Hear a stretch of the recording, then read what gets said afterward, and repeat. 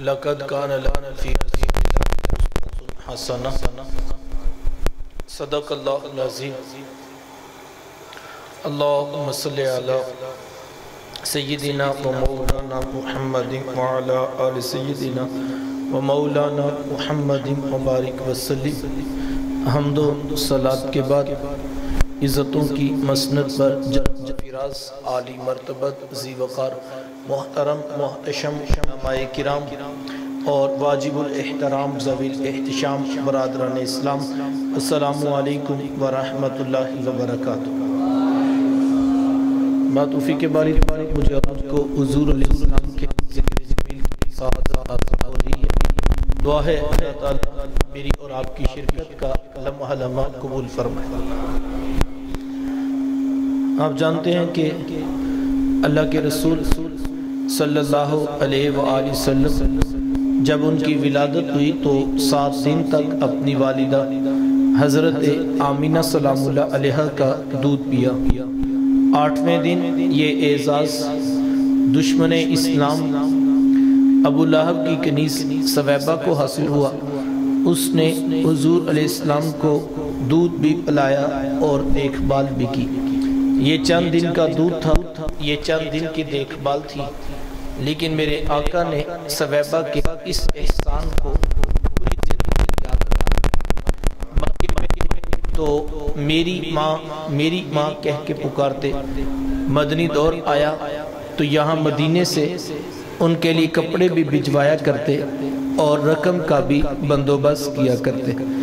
یہ ہے شریعت، یہ ہے سیرت جو میرے حضور لے کر آئے۔ میرے حضور تشریف فرماتے، صحابہ بیٹھے تھے، دور سے ایک بوڑھی خاتون کو اپنی طرف آتے دیکھا۔ آقا کریم علیہ السلام کی نظر پڑی تو میرے حضور اٹھ کھڑے ہوئے، میری ماں پکارتے ہوئے اور دوڑ لگاتے ہوئے ان کے قریب پہنچے۔ پھر کندھوں سے وہ چادر اتار کر نیچے زمین پر بچھا دی، جسے میں اور آپ کائنات کا قیمتی اثاثہ سمجھتے ہیں۔ اپنی والدہ کو اس چادر کے اوپر بٹھایا، کان لگا کر گھنٹوں ان کی باتیں سنی، اور جب وہ بوڑھی خاتون خود اٹھ کر واپس جانے لگی تو کسی نے راوی سے پوچھ لیا، یہ آنے والی خوش قسمت خاتون کون تھی کہ محبوب علیہ السلام نے کندھوں کی چادر ان کے قدموں کے نیچے بچھا دی؟ تو بتانے والے نے بتایا کہ تمہیں نہیں پتا، یہی تو حضور علیہ السلام کی رضائی والدہ حضرت حلیمہ سعدیہ سلام اللہ علیہ۔ سگی ماں تو سگی ماں ہے، میرے محبوب علیہ السلام نے تو دودھ پلانے والی ماں کو بھی اتنی عزتیں عطا کی۔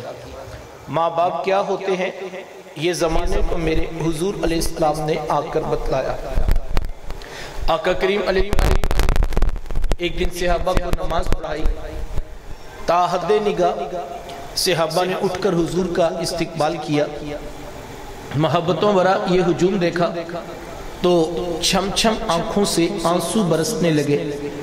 ایک ٹھنڈی آہ بری اور کیا فرمایا، لو ادرکت والدی او احدہما، کاش آج میرے ماں باپ بھی زندہ ہوتے یا ان میں سے کوئی ایک ہی زندہ ہوتا، پھر میں لوگوں کو نماز عشاء پڑھا رہا ہوتا، اس میں سورہ فاتحہ کی تلاوت کر رہا ہوتا، پھر میری ماں کو میرے ساتھ کوئی کام یاد آ جاتا، وہ دروازے پہ آتی، چلمن سرکاتی، اپنے میٹھے اور پیار بھرے لہجے میں فرماتی، ابنی محمد، میرے بیٹے محمد میری بات تو سنو۔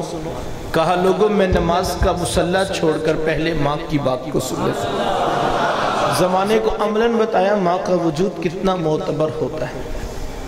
میرے حضور تشریف فرماتے، ایک نوجوان حاضر ہوا، آ کر عرض کرتا ہے کہ حضور میں جہاد پہ جانا چاہتا ہوں، یعنی میں یہ چاہتا ہوں کہ میں تلوار میں ہاتھ لے کر دشمنان خدا اور رسول کے اوپر ٹوٹ پڑوں، یا ان کو قتل کر دوں، یا اس راہ میں شہادت حاصل کر لوں۔ جذبہ شہادت، جذبہ جہاد۔ نوجوان شخص آ کر پوچھ رہا ہے کہ حضور میں جہاد پہ جانا چاہتا ہوں۔ میرے آقا کیا پوچھتے ہیں، अहय्युन वालिदा का, क्या आपके माँ बाप जिंदा हैं?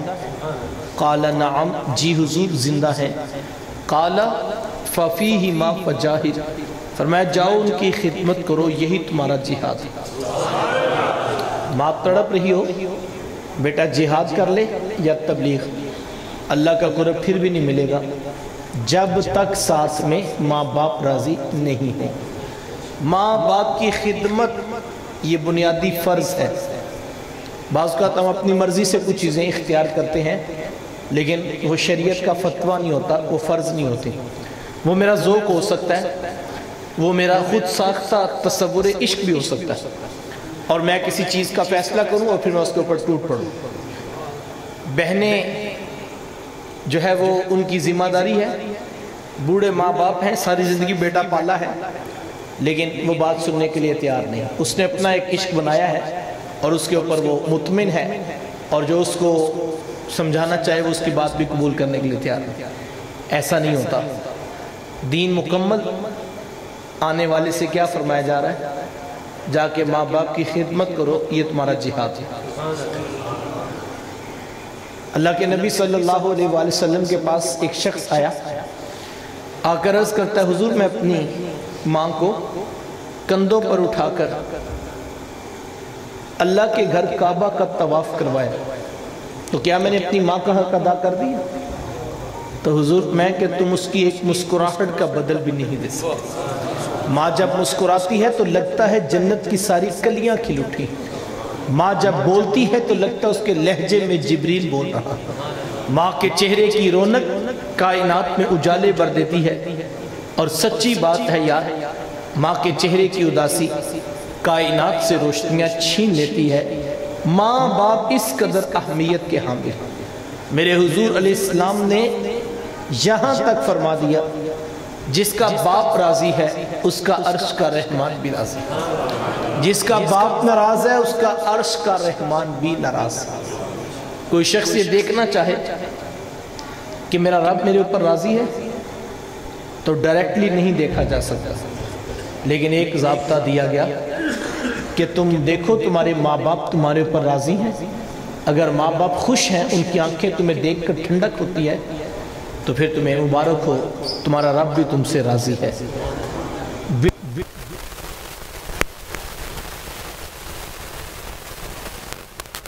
करीम अलैहिस्सलाम की आमद से कबल आप तारीख़ अरब उठाएं, जब किसी के यहाँ बेटी पैदा होती तो शर्म से उसका मुंह काला हो जाता। इज्जत और आबरू बचाने का एक ही रास्ता होता कि जालिम बाप माँ की ममता भरी गोद से फूल जैसी बेटी छीनता, गड़ा खोद के धक्का देकर ऊपर मिट्टी डाल देता। अगर कोई बाप इतना जालिम, इतना सफ़ाक था तो इस काबिल था कि मुआशरे में सर उठाकर जी सकता है, और अगर किसी के हाथों में इतनी सकत नहीं कि अपनी जिंदा बेटी का गला दबा सके, तो इस काबिल नहीं कि मुआशरे में सर उठाकर जी सके। ये अरब मुआशरा है जिसको कुरान मजीद फुरकान हमीद ने भी बयान किया है। वो अमलन बेटियों को ज़बह किया करते और बहनों को जिंदा दरगोर कर दिया करते।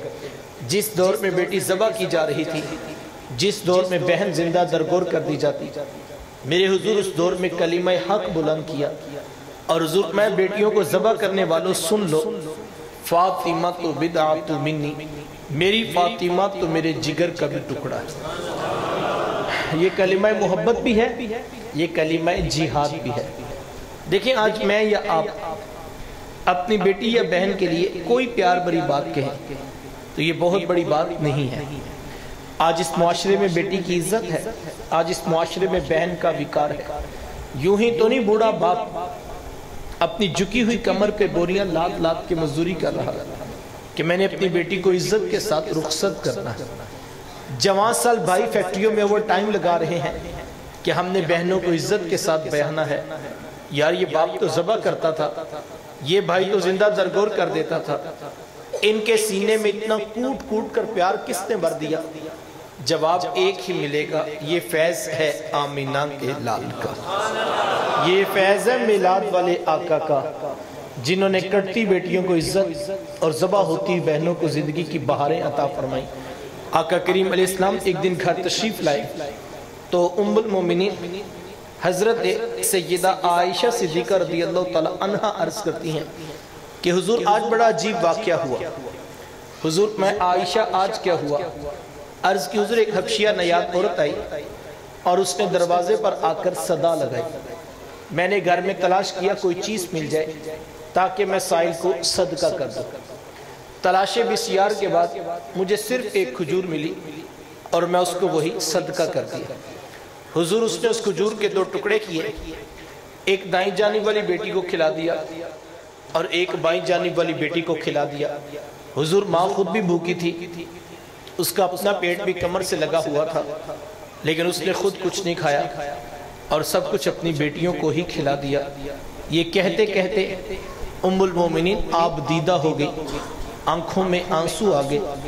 تو حضور میں سنو عائشہ، اگر کل قیامت کے دن ان بچیوں کی ماں کو جہنم میں جانے کا حکم ہو گیا تو یہی بیٹیاں درمیان میں آڑ بن کے کھڑی ہو جائیں کہ مالک ہم تو اپنی ماں کو جہنم میں نہیں جانے دیں گی، اللہ ان بچیوں کی سفارش قبول کر کے ان کی ماں کو جنت عطا کرے گا.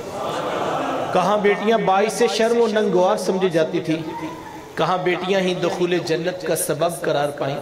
خود فرمایا جس کو اللہ نے 2 بیٹیاں یا 2 بہنیں عطا کی، پھر اس نے ان کی پرورش کی، ان کی تربیت کی، یہاں تک کہ ان کا نکاح کر دیا اور پھر پیچھے سے بھی اس نے خیر خبر رکھی، تو میرے حضور فرماتے ہیں اتنا خوش قسمت شخص ہے کل قیامت کے دن میرے اتنے قریب ہوگا جتنی یہ 2 انگلیاں آپس میں قریب.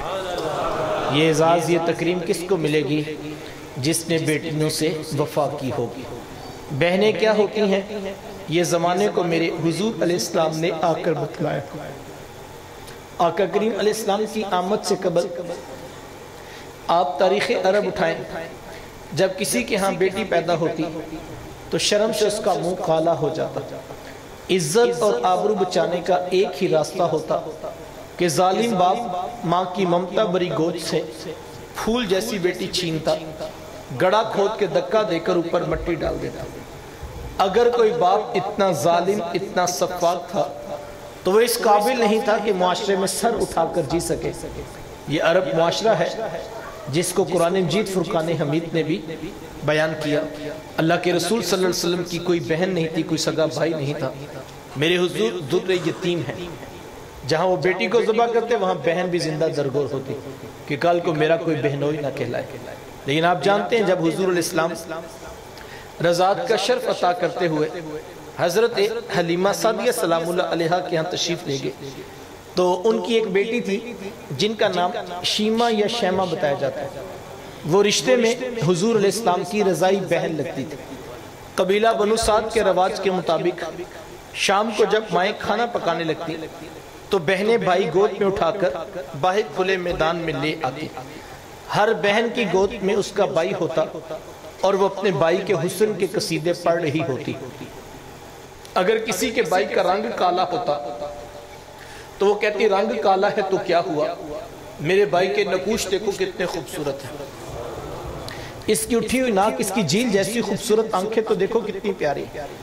تو وہ نقوش کو معیار حسن قرار دیتی.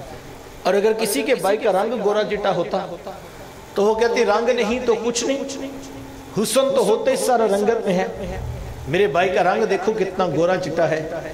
تو یہ بحث مباحثہ چل رہا ہوتا اور کوئی بہن بھی ہاتھ ماننے کو تیار نہ ہوتی. اتنے میں ایک سمت سے حضرت شیمہ اپنا ویر محمد اٹھا کے لے آتی اور کہتی ذرا میرے ویر کا مقابلہ بھی تو کرو نا. تو وہ کہتی نہیں نہیں شیمہ تیرے ویر کا مقابلہ تو نہیں، نہ تیرا تو ساروں کا ہی سردار لگتا ہے.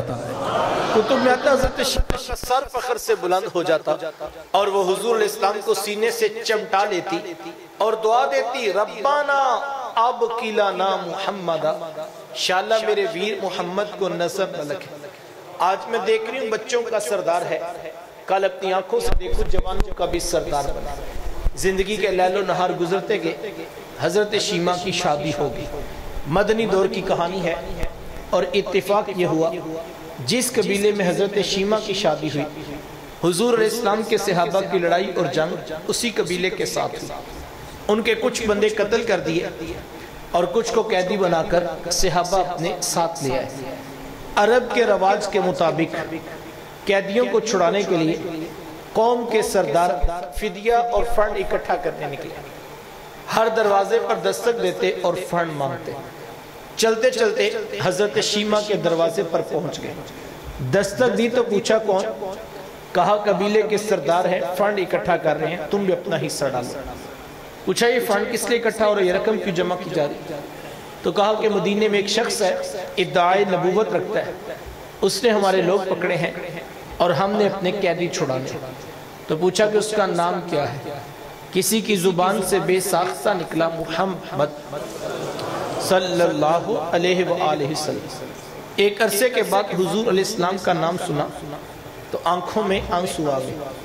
کہا انہوں نے تمہارے بندے پکڑے ہیں؟ کہا ہاں انہوں نے ہمارے لوگ پکڑے۔ کہا پھر فنڈ اکٹھا کرنا چھوڑو، صرف مجھے ساتھ لے چلو۔ کہا تم کیا کرو گی؟ کہا تمہارے قیدی چھڑا کے لاؤ۔ کہا تم ان کو جانتی ہو؟ کہا ہاں تمہیں نہیں پتا، وہ میرے بچپن کے ویر اور بائی لگتے ہیں، میں تمہارے قیدی چھڑا کے دکھاؤں۔ حضرت شیمہ قبیلے کے سرداروں کو ساتھ لیا اور حضور علیہ السلام کی خیمہ نوری کی طرف سفر شروع کیا۔ یہ وہ وقت تھا جب ادب کی آیات نازل ہو چکے تھے۔ خبردار میرے رسول کی آواز سے آواز بھی اونچی نہ کر، ورنہ زندگی کی ساری کمائی غارت کر کے رکھ دو۔ صحابہ ننگی تلواروں سے در حبیب پہ پہرا دے رہے تھے۔ حضرت شیمہ اس خیال کہ میں تو اپنے بھائی کو ملنے جا رہی، جب آگے بڑھنا چاہا تو پہرے داروں نے تلواریں سونپ دی۔ رک جا دیہاتی عورت، جانتی نہیں آگے اونچائی رسول ہے، آگے تو بغیر اجازت جبریل نہیں جا سکتے، تو کون؟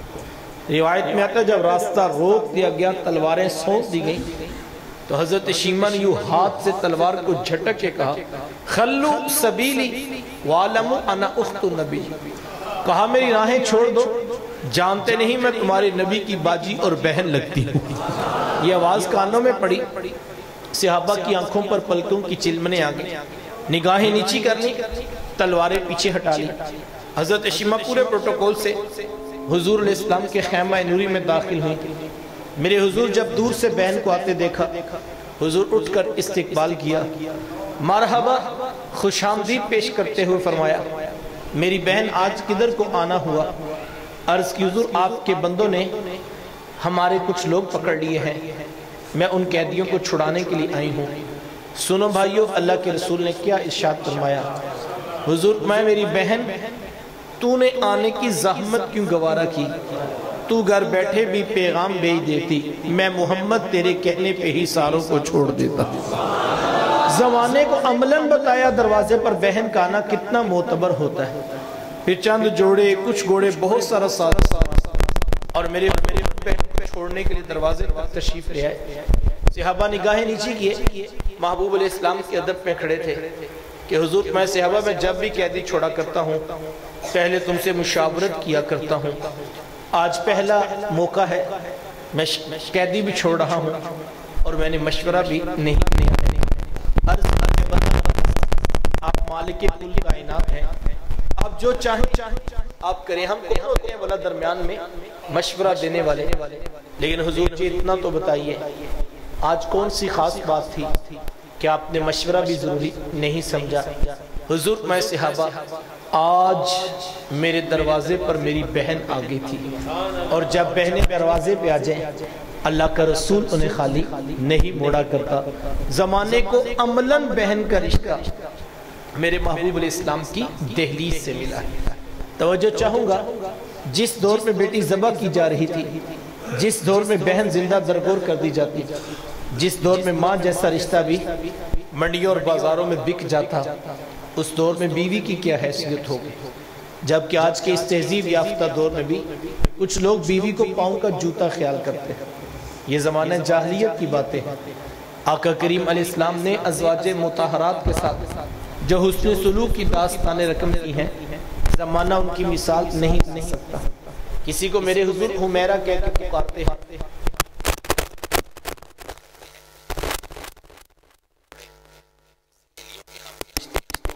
حضور کثرت کے ساتھ حضرت خدیجہ الکبریٰ رضی اللہ تعالیٰ عنہ کا ذکر کیا کرتے۔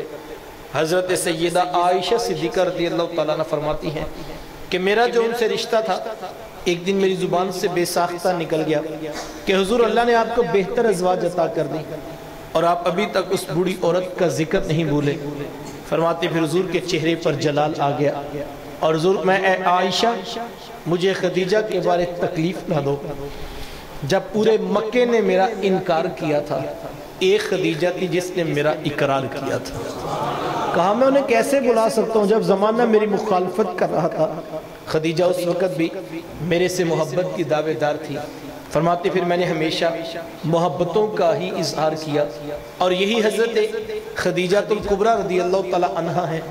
جب ان کا وقت آخر قریب آیا تو حضرت سیدہ فاطمہ الزہرا رضی اللہ تعالی عنہا کو بھیجا اور کہا بیٹا جاؤ جا کر حضور علیہ السلام سے چادر رحمت مانگ لو۔ سیدہ حاضر خدمت ہوئی اور آ کر عرض کی میری والدہ چادر مانگ رہی ہیں۔ آقا کریم علیہ السلام نے چادر بھی اتار کر پیش کر دی اور ساتھ فرمایا کہ بیٹا اپنی والدہ سے پوچھو یہ چادر کیا کرنی ہے۔ یہ کہتے کہتے میرے حضور بھی ساتھ تشریف لے آئے اور حضور میں خدیجہ آپ نے چادر کیا کرنی ہے۔ عرض کی حضور مجھے جو بخار ہے لگتا یوں ہے کہ جان لیوا ثابت ہوگا، میری آرزو یہ ہے کہ مجھے کفن ملے تو آپ کی چادر رحمت میں ملے۔ حضور علیہ السلام نے چادر بھی اتار کر پیش کر دی اور ساتھ تاریخ ساز جملہ ارشاد فرمایا خدیجہ آپ نے تو صرف چادر مانگی ہے، لو آرتی جلدی لآتے تکی، اگر آپ مجھ محمد سے میری جلد بھی مانگ لیتی میں وہ بھی اتار کے پیش کرتا۔ زمانے کو رشتوں کا تقدس میرے محبوب علیہ السلام کی دہلیز سے ملا ہے۔ صاحبو یہ وہ محبتوں کا دین ہے، یہ وہ الفتوں کا پیغام ہے، یہ وہ جوڑنے والی تعلیمات ہیں جو لے کر میرے حضور اس کائنات میں جلوہ فراز ہوئے۔ ہمیں جوڑنے کی ہی تاکید کی گئی، لیکن آج ہم دیکھیں ہم کس جگہ پہ کھڑے ہیں۔ خاندان ٹوٹ گئے، برادریاں ٹوٹ گئیں، رشتے ٹوٹ گئے اور خون اتنا سفید ہو چکا کہ بھائی بھائی کا گریبان پکڑے کھڑا ہے۔ خدا را جوڑنے کی کوشش کیجئے، دیکھیں 100% ٹھیک کوئی بھی نہیں ہوتا، غلطیاں کوتاہیاں لوگوں کے اندر ہی موجود ہوتی ہیں۔ ہمیں لوگوں کی غلطیوں کو معاف کر دینے کا مزاج پیدا کرنا چاہیے۔ اللہ کے نبی صلی اللہ علیہ وآلہ وسلم جب بھی کسی شخص سے کوئی غلطی ہوتی میرے حضور سے معاف کر دیتا۔ دیکھو آج ہمارے ہاں بلڈ پریشر، شوگر، یہ کیسے کیسے مرض آگے، تو اس کی ایک بڑی وجہ یہ بھی ہے کہ ہم لوگوں کو معاف کر دینے کا مزاج نہیں سیکھا۔ جو لوگوں سے انتقام لینے کی آگ میں جل رہا ہوتا ہے وہ سمجھ رہا ہوتا ہے میں کسی کو تکلیف پہنچا رہا ہوں، در حقیقت محسوس کرے تو خود کو بے سکون کیا ہوا ہے، اور یہ کسی کے لیے بہت بڑی چیز ہے کہ وہ خود بے سکون ہو چکا، سارا دن ساری رات اس کو ایک ہی بس پریشانی ہے میں کسی کو نیچا دکھانا، وہ اس تگ و تاز میں اس پریشانی میں کہ میں کسی کو نیچا کر دوں گا، جبکہ یہ اللہ کا فیصلہ ہے وَتُعِزُّ مَن تَشَاءُ وَتُذِلُّ مَن تَشَاءُ، وہ جسے چاہتا ہے رسوا کر دیتا ہے، جسے چاہتا ہے وہ عزت عطا کرتا ہے، یہ اسی کے فیصلے ہیں۔ تو ہمیں اس کھیل سے نکل آنا چاہیے، معاف کر دینے کی عادت کو اختیار کیجیے، جوڑنے کی کوشش کیجیے، صلح کر لینے کا حوصلہ پیدا کیجیے۔ اور میں ایک حدیث آپ کو سناتا ہوں، اور جس حدیث کے بارے میں اکثر کہتا ہوں کہ ایک ایسی حدیث ہے کہ جس پر سارے جھگڑے ختم کیے جا سکتے ہیں، اتنی بڑی بشارت ہے اس ایک حدیث کے اندر۔ لیکن اس حدیث کو اگر دل کے کانوں سے ہم سنیں، حضور علیہ السلام نے فرمایا کہ وہ شخص کہ جو جھگڑا چھوڑ دے اس کے باوجود کہ وہ حق پر تھا کہ وہ جھگڑا کر سکتا ہے، یعنی وہ ناجائز نہیں کر رہا، وہ جو کر رہا ہے وہ صحیح کر رہا ہے، حق پر ہے۔ فرمایا حق پر ہونے کے باوجود اگر کوئی شخص جھگڑا چھوڑ دے، میرے حضور فرماتے ہیں وہ جھگڑا چھوڑے ہم اس کو جنت میں محل کی ضمانت دیتے ہیں۔ کتنی بڑی بات ہے، اللہ اکبر، ذرا غور تو کرے۔ جھگڑا کرنے کی ایک ہی بندے کے پاس دلیل ہے، کسی سے کہنا وہ کہتا جی میں حق پر ہوں، میں تو آخری دم تک لڑوں گا، جائیداد بک جائے، میرے بچے قتل ہو جائیں، لیکن میں آخری دم تک لڑوں گا۔ یہ جملے ہیں جو ہمارے معاشرے میں پڑے جاتے ہیں، اور اگر کوئی ایسی بات کرے تو ہم کہتے ہیں واہ واہ کمال ہے، پورا خاندان کھڑا ہے تیرے ساتھ۔ تعلیمات کیا تھی؟ تم حق پر ہو پھر جھگڑا چھوڑو. جھگڑا کرنے کی ایک دلیل ہے, بندہ کہتا ہے میں حق پر, میرے حضور کی ذرا تعلیمات پہ غور کرو. جس دلیل پہ بندے نے کھڑے ہونا تھا جھگڑا کرنے کے لیے, میرے حضور نے وہیں سے تعلیم دی, تو جھگڑا چھوڑ, ہم تجھے جنت میں محل عطا کرتے ہیں. یہاں دو باتیں ہیں. پہلی بات, ہم نے دیکھا ہے کہ خاندانوں میں, برادریوں میں جب دو بندوں میں اختلاف ہو جائے, جھگڑا ہو جائے, لڑائی ہو جائے, اس کی عمومی طور پر زیادہ تر دیکھا گیا وجہ پیسے ہوتے ہیں, جائیداد ہوتی ہے, زمین ہوتی ہے. ایک شخص نے مثال کے طور پر دو بھائیوں میں, دو دوستوں میں جھگڑا ہو گیا, ایک نے ₹1,00,000 دینا ہے, دوسرے نے واپس لینا ہے. اب جس نے $1,00,000 وصول کرنا ہے وہ چھوڑنے کے لیے تیار نہیں, جس نے دینا ہے وہ کہتا ہے بھائی ہوتے تو دے دیتا, میری پوزیشن ہی کہ میں $1,00,000 دے سکوں. اب ایک ڈیڈ لاک سا کریٹ ہو گیا ہے, کوئی شخص جو ہے صلح کرنا نہیں چاہتا. لوگ بھی چاہتے ہیں صلح ہو جائے, جس کو کہتے ہیں یار تو چھوڑ دے, وہ کہتا ہے بھائی میرے حق کے سچ ہے, میں کیوں چھوڑ دوں. جس کو کہتے ہیں تو نے لیے ہیں چل یار تو واپس, وہ کہتا ہے بھائی ہوتے تو میں دے دیتا. اب کریں کیا, جو بیٹھے ہیں وہ پریشان ہیں.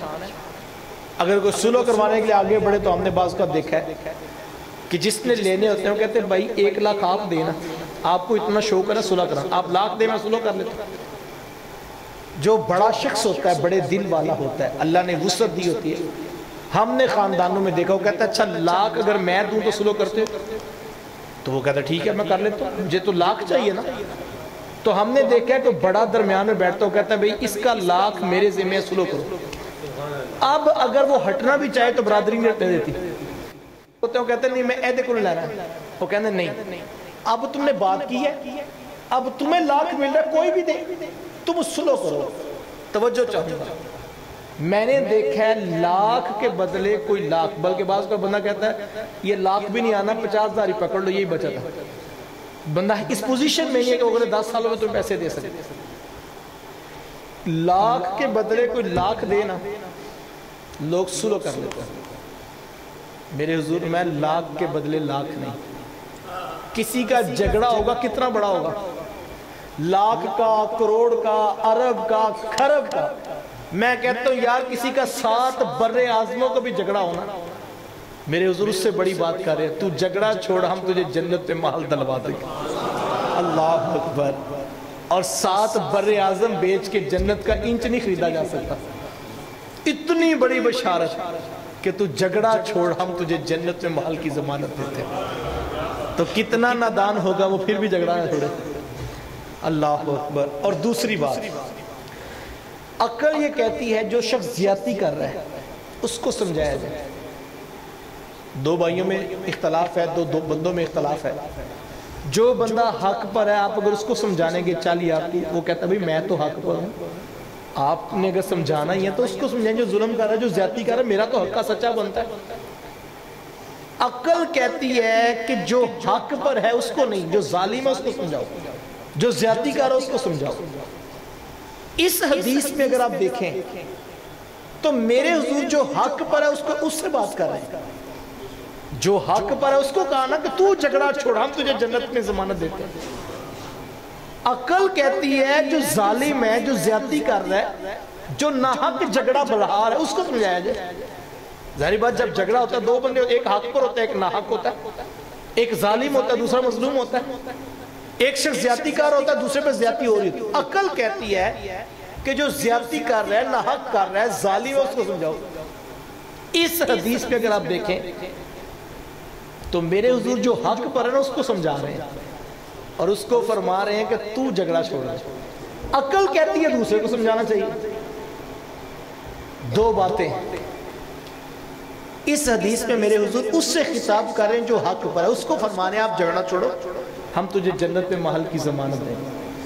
توجہ چاہوں گا, لگتا یوں ہے کہ جو زیادتی کر رہا ہے میرے حضور اس سے ناراض ہی اتنے ہیں, اس سے بات بھی نہیں کر رہے.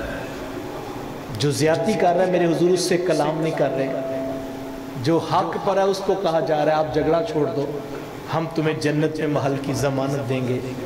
جھگڑا چھوڑنے کا مزاج پیدا کریں. دیکھو اس دنیا سے کوئی کچھ نہیں لے کر گیا, ہم خالی ہاتھ آئے تھے, ہم نے خالی ہاتھ ہی واپس جانا.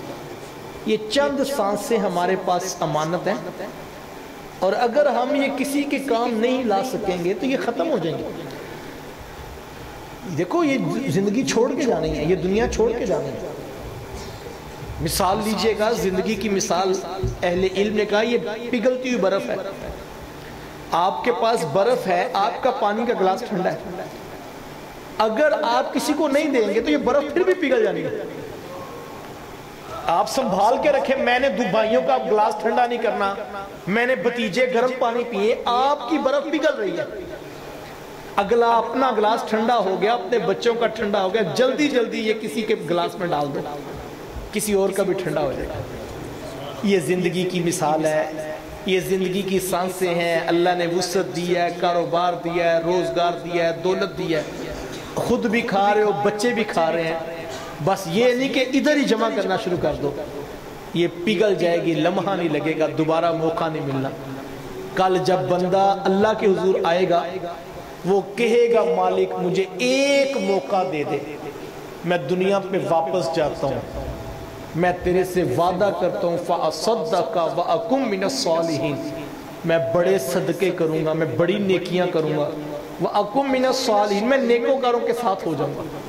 مجھے ایک موقع دے دے, میں واپس جانا چاہتا ہوں, اور میں صدقہ بھی کروں گا, نیکی بھی کروں گا, میں نیکوکاروں کے ساتھ ہی رہوں گا. لیکن اس کی رحمتیں جواب دیں گی وَلَن يُؤَخِّرَ اللَّهُ نَفْسًا إِذَا جَاءَ أَجَلُهَا, فرمایا جب پیغام اجل آ جاتا ہے پھر ایک سانس کا بھی موقع نہیں ملے گا. ہمیں جلدی جلدی نیکی کرنی ہے, وقت بہت تھوڑا ہے. جلدی جلدی سلو کرنی. کتنے لوگ ہیں, میں نے قبروں پہ لوگوں کو روتے دیکھا, وہ کہتے تھے یار پتہ ہی نہیں تھا کہ بھائی نے اتنی جلدی چلے جانا, پتہ ہوتا میں اس سے سلو کر لیتا, پتہ ہوتا باپ نے اتنی جلدی رخصت ہو جانا ہے میں معافی مانگ لیتا. تو سلو کر لینے کا حوصلہ پیدا کر لیں, معاف کر دینے کی عادت کو اختیار کر لیں, کچھ جو ممکن ہے وہ کرنے کا مزاج پیدا کریں. وقت بڑی جلدی سمٹ جائے گا اور ختم ہو جائے گی کہانی, اور معاف کر دینے کا مزاج پیدا کیجئے. اللہ نے جو دیا ہے اس کو اپنی ضرورت سے جو زائد ہے, اپنے بچوں کی ضرورت سے زائد ہے, اگر کسی کے کام آ سکیں تو آج. ہمیں کہا گیا خیر الناس من ینفع الناس, لوگوں میں بہتر وہ ہے جو لوگوں کو نفع پہنچاتا ہے, نفع بخش بن جائے, کام آ جائیں, فائدہ پہنچائے. معاف کر دینے کی عادت کو اختیار کریں. یہ زندگی بڑی مختصر ہے. میں نے ابھی جو ہے وہ بات شروع کی, دیکھتے دیکھتے بڑی نے 40 منٹ گزار دی, جبکہ میں سوچ رہا تھا 30-32 منٹ میں میں کلوز کر دوں گا, لیکن دیکھتے دیکھتے وہ 40 پہ پہنچ گئے. یہ ساری زندگی اسی طرح ہی ختم ہو جانی. ذرا پیچھے پلٹ کر میں اور آپ اپنا محاسبہ کریں. میں دیکھوں تو میری زندگی کے 30-35 سال گزر گئے, آپ پیچھے پلٹ کر دیکھیں. یہ کل کا خواب لگتا ہے. یہ بھی ہم بیٹھے تھے کھانے پہ, تو میں یہ سمجھ رہا تھا کہ مجھے 5-6 سال ہوئے مانگا منڈی میں آئے, لیکن وہ دوست کہنے کہ نہیں 14 میں تو ہمارے سے تعلق بنا ہے, آپ اس سے پہلے آئے. تو میں دیکھ رہا تھا کہ 13 اور 7 8-9 سال ہو گئے, اور زندگی ایک پلک جھپکتے میں 8-9 سال گزر. یہ ساری زندگی اسی طرح گزر جائے گی. سلو کر لینے کا حوصلہ پیدا کرے, معاف کر دینے کی عادت کو اختیار کرے. جو میں نے کہا جو ہمارے یہاں بلڈ پریشر شوگر کے مرض ہیں, ان کی بڑی وجہ یہ ہے کہ ہم معاف نہیں کرتے. جو شخص انتقام کی آگ میں جلتا ہے وہ در حقیقت اپنے آپ کو بے سکون کر دیتا. تو ہمیں اپنے آپ کو پرسکون رکھنے کے لیے معاف کر دینے کی عادت کو اختیار کریں. اللہ کے نبی صلی اللہ علیہ وسلم بازار کی گلی سے گزرے تھے, ایک شخص اپنے غلام کو ڈانٹ رہا تھا, تو حضور اسلام نے آواز دے کر بس اتنا کہا کہ صاحب خیال کرنا, جتنی طاقت تم اس کے اوپر رکھتے ہو عرش کا رحمان اس سے زیادہ طاقت تمہارے اوپر رکھتا ہے. جو کسی کو رسوا کر رہا ہے وہ یہ بھی تو سوچے وہ بھی تو کسی کے ماتحت ہے. اللہ کے نبی صلی اللہ علیہ وآلہ وسلم, دیکھو میں مانتا ہوں غلطیاں لوگوں سے ہوتی ہیں, اختلاف بھی ہوتے ہیں, لیکن اختلاف اتنا اونچا کر دیا ہم نے کہ نفرت کی دیوار بن گیا, اور پھر ہمیں اس اختلاف کی اینک لگا کے بھائی بھائی نہیں نظر آتا, ہمیں رشتہ ہی نظر نہیں آتا, بڑے کو رسوا کر دے. کتنے لوگ ہیں وہ بھلے مذہبی پیار ہو, بھلے سیاسی پیار ہو, اسلام اس کی اجازت نہیں دیتا. اللہ کے نبی صلی اللہ علیہ وآلہ وسلم, اللہ اکبر, کتنا احترام سکھایا. حضرت ابو بکر صدیق رضی اللہ تعالیٰ عنہ ان کے بوڑھے والد تھے حضرت ابو قحافہ رضی اللہ تعالیٰ. حضور علیہ السلام نے دور سے ان کو آتے دیکھا تو میرے حضور اپنی مسند سے اٹھ کھڑے ہوئے, آگے بڑھ کر حضور علیہ السلام نے ان سے ملاقات کی اور حضور پتہ کیا فرمایا؟ حضور میں ابو بکر آپ نے ان کو تکلیف کیوں دی؟ آپ نے مجھے بتایا ہوتا میں محمد خود ملاقات کے لیے آ جاتا. ایک روایت میں فرمایا جس شخص نے سفید بالوں والے کا حیا کیا فرمایا وہ ایسے ہے جیسے اس نے اپنے رب کا احترام کیا. اپنی اولادوں کو بڑوں کا ادب سکھ. دیکھو اختلاف ہو سکتا ہے, ایک نقطہ نظر ہے, ایک نظریہ ہے, ایک رائے ہے کسی شخص کی, وہ میرے سے وہ مطابقت نہیں کرتی, اختلاف پیدا ہو گیا. لیکن وہ اختلاف رائے کا ہے, میری بھی رائے ہے, ان کی بھی رائے ہے. دیکھو وہی تو کسی پر بھی نازل نہیں کہ 100% ٹھیک ہی ہے, بندہ ہے. میں نے اپنی عقل, اپنے فہم, اپنے تجربات, اپنے مشاہدات کے مطابق ایک بات کی کہ یار مجھے لگتا ہے یہ ایسے ہے. حافظ صاحب نے جہاں زندگی گزاری, عمر گزاری, تجربہ, مشاہدات لوگوں کے ساتھ, انہوں نے کہا نہیں مجھے لگتا ہے ایسے. تو جس دلیل سے مجھے لگتا ہے ان کے پاس بھی تو وہی دلیل ہے. کوئی مرید آیا کہ حضرت مجھے نصیحت کرے. ایک زمانہ ہوتا تھا مرید بھی آ کے یہ پوچھتے تھے حضرت کوئی کام نصیحت کرے. اب مرید بھی یہ کہتے ہیں دم کر دو, بیٹی کا رشتہ ہو جائے, کاروبار ہو جائے, دکان چل جائے. وہ دنیا لینے آتا ہے, یہ پہلے دنیا داری مل جاتا ہے. تو وہ بھی دنیا لے. کتنے لوگ ہیں جو اس طرف سے جاتے ہوں کہ ہمیں کوئی ایسا وظیفہ بتا دو اللہ کا قرب مل جائے, کوئی ہمیں ایسا دم بتا دو رسول اللہ کی نگاہ میں آ جائے. اب تو کاروبار ہی ہے سب پاسے. خیر بھلے لوگ تھے, انہیں آ کے کہا حضرت مجھے کوئی 2 لفظی نصیحت کر دیں, میں رستہ سیدھا رہے, کبھی میں رستے سے ہٹوں نہ. 2 لفظی نصیحت. آپ فرمانے لگے بیٹا 2 لفظی نصیحت یہ ہے, ایک تو کبھی خدا بننے کی کوشش نہ کرنا, دوسرا کبھی رسول بننے کی کوشش نہ کرنا. اس نے کہا حضرت خدا بننے کا کوئی سوچ سکتا ہے بھلا؟ کہا نہیں بیٹا نصیحت یہی ہے. کہا حضرت ذرا وضاحت کر دے. کہا بیٹا یاد رکھنا یہ صرف اللہ جل شانہ کی شان ہے, جو چاہتا ہے وہی ہوتا ہے. کن فیکون. اور علماء نے لکھا یہ کن بھی صرف ہمارے سمجھانے کے لیے, وہ لفظ کن کا بھی محتاج نہیں. یہ نہیں کہ کن کہے گا تو ہوگا, کن کا بھی محتاج نہیں. یہ صرف اللہ کی شان ہے, جو چاہتا ہے وہی ہوتا ہے. ہم جو چاہتے ہیں کبھی ویسا ہوتا ہے, کبھی ویسا نہیں ہوتا. اسی لیے تو ہم بندے. اللہ کی شان یہ جو چاہتا ہے وہی ہوگا. تو کہا بیٹا زندگی میں کبھی تمہاری مرضی کے مطابق ہو جائے گا, کبھی نہیں ہوگا. کبھی یہ نہ کہنا جو میں نے چاہ لیا بس وہی ہو جائے, ایسا نہیں ہوگا. اس نے کہا حضرت سمجھ آگے بات, لیکن حضرت یہ رسول نہ بننا اس کا کیا مطلب؟ سنیے گا جواب. مجدد پاک فرمانے لگے بیٹا یہ صرف رسول کی شان ہے, جو ان کی بات کا انکار کرے گا وہ کافر ہو جائے گا. اس سے نیچے کبھی یہ شان کسی کو نہیں مل سکتی. یہ نہ ہو لوگ تمہاری بات کا انکار کریں اور تم کو کافر ہو گئے, ایسا کبھی نہ کرنا. یہ صرف رسول اللہ کی شان. جو ان سے اختلاف کرے گا, جو ان سے ٹکرائے گا, جو ان کی بات کا رد کرے گا, جو اپنی عقل کے بل بوتے پہ حدیث کا انکار کرے گا, کہا یہ صرف رسول اللہ کی شان ہے, جو ان کی بات کا انکار کرے گا وہ کافر ہو جائے گا. تو بندے ہیں, بندوں کی باتوں کا احترام کر لیجئے. کسی کو آپ کی بات سمجھ نہیں آتی, کتنوں کو تو میری بھی نہیں آتی ہوگی, تو لازمی تو نہیں میں بزد ہو جاؤں. رشتہ داروں میں, خاندانوں میں بڑوں کا ادب پیش نظر ہے. آخری بات سنا دوں, مجلس رسول لگی ہے, صحابہ بیٹھے. اللہ کے رسول صلی اللہ علیہ وسلم نے سوال پوچھا کہ صحابہ وہ کون سا درخت ہے جس کی مثال مومن کسی ہے؟ صحابہ فرماتے ہیں ہم جنگل کی جڑی بوٹیوں کی طرف غور کرنے لگے. تو کسی شخص نے بھی جواب نہ دیا. تو اللہ کے رسول صلی اللہ علیہ وسلم نے خود ہی وقفہ سکوت توڑا اور حضور میں صحابہ وہ درخت تو کھجور کا درخت ہے. مجلس برخاست ہوگی, لوگ اٹھ کے گھروں کو چلے گئے. گھر بیٹھے ابن عمر رضی اللہ تعالیٰ, حضرت عمر رضی اللہ تعالیٰ کے بیٹے پوچھتے ہیں ابا جی آج صبح حضور اسلام کی محفل سجی تھی نا؟ کہا ہاں بیٹا. تو کہا حضور اسلام نے ایک سوال بھی پوچھا تھا؟ کہا ہاں بیٹا. حضور نے سوال پوچھا تھا تو کہا اس کا جواب؟ کہا بیٹا اس وقت تو جواب کسی کے ذہن میں نہیں آیا, ابن عمر رضی اللہ تعالیٰ عنہ عرض کرتے ہیں ابا جی اللہ کی قسم مجھے جواب آتا تھا، مجھے جواب آتا تھا۔ حضرت عمر رضی اللہ عنہ کی آنکھوں میں چمک آ گئی، کہا بیٹا اگر آپ کو جواب آتا تھا تو آپ نے جواب دیا کیوں نہیں؟ ابن عمر عرض کرتے ہیں ابا جی میں نے صرف یہ دیکھا کہ مجلس میں جب ابو بکر و عمر جیسے لوگ خاموش بیٹھے ہیں، ابن عمر تمہیں بھی چپ رہنا چاہیے، بڑوں کا ادب تھا، میں خاموش رہا۔ اللہ اکبر۔ آج ہم دیکھیں ہم کام کریں،